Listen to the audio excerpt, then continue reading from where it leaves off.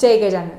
सिंह राशीच्या जातकांसाठी मार्च 2026 हा महिना कसा जाणार आहे हे आपण बघणार आहोत टॅरोद्वारे.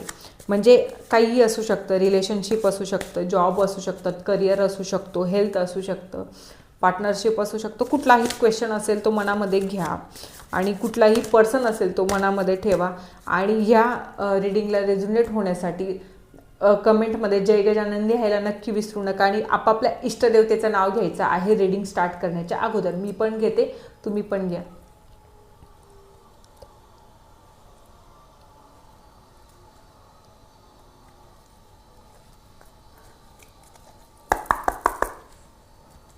So let's start. सिंह राशीच्या जातकांसाठी मार्च 2026 महिना कसा जाणार आहे हे आपण आता बघणार आहोत. सो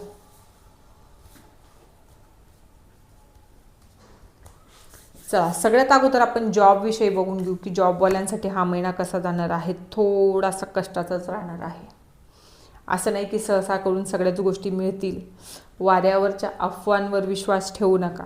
ज्या काही अफवा उठत आहेत किंवा कोणीही तुम्हाला काही सांगितलं तर त्याच्यावर विश्वास ठेवू नका. सगळ्यात ते जर केलं नाही तर इतर महिना तुमच्यासाठी बेस्ट असणार आहे, स्टेबल असणार आहे. बाकी काही प्रॉब्लेम नाही. फक्त कोणीही काही सांगितलं तर त्याच्या नादी लागू नका. स्वतः ऐका, स्वतः सगळ्या गोष्टी बघा, मग सगळंच काही पॉझिटिव्ह होण्याची शक्यता आहे. बालिशपणे बिहेव करायचा नाही. तुम्ही बऱ्याचदा लहान मुलांसारखा बिहेव करणार. म्हणजे कोणी काही चॉकलेट दिलं तर तुम्ही लगेच त्या व्यक्तीला तुमचं म्हणजे सर्वस्व माना, सगळं त्याला मनातलं सांगून द्याल, बडबड करून द्याल. असं काही करायचं नाही आहे. सगळं काही मॅच्युरिटीने घ्यायचं आहे. या सगळ्या गोष्टी होण्याची शक्यता या महिन्यात आहेत. सो त्याच्यामुळे जपून राहा. व्यवसायाच्या बाबतीत जर विचार केला असता तर व्यवसायाच्या बाबतीमध्ये हा महिना खूप खूप स्टेबल असणार आहेत.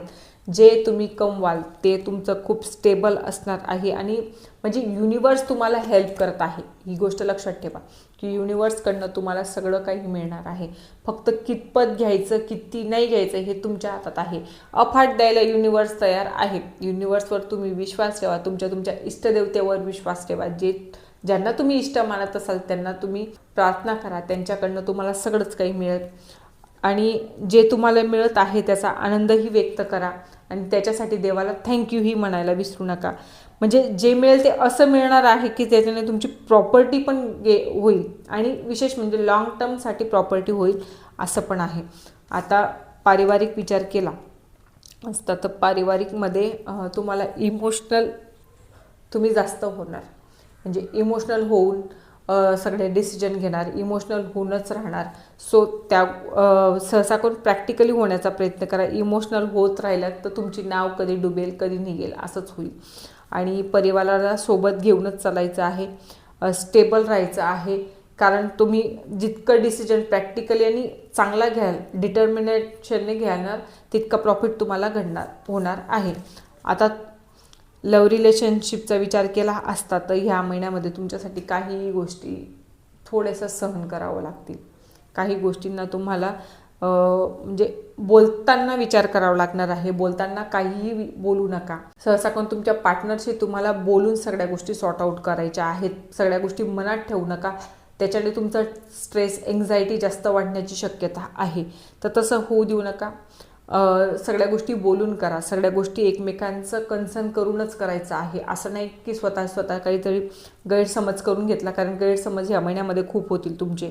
तुम्ही बोलताना असं काहीतरी बोलाल की त्याच्याकडून समोरचा हर्ट होऊ शकेल. त्याच्यामुळे शांततेत सगळ्या गोष्टी करण्याचा प्रयत्न करायचा आहे.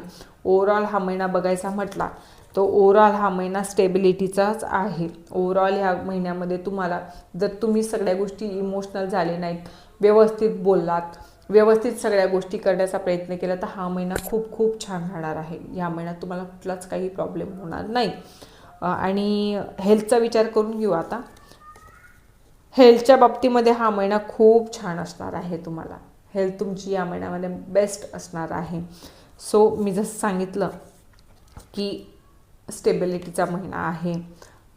जसे कर्म कराल तसं फळ मिळणार आहे या महिन्यातही तुम्हाला. सो जर रीडिंग आवडली असेल, तुम्हाला गायडन्स आवडलं असेल टॅरोद्वारे तर आपल्या चॅनलला लाईक, शेअर, सबस्क्राईब करायला विसरू नका आणि कमेंट करायला विसरू नका. जय गजानन.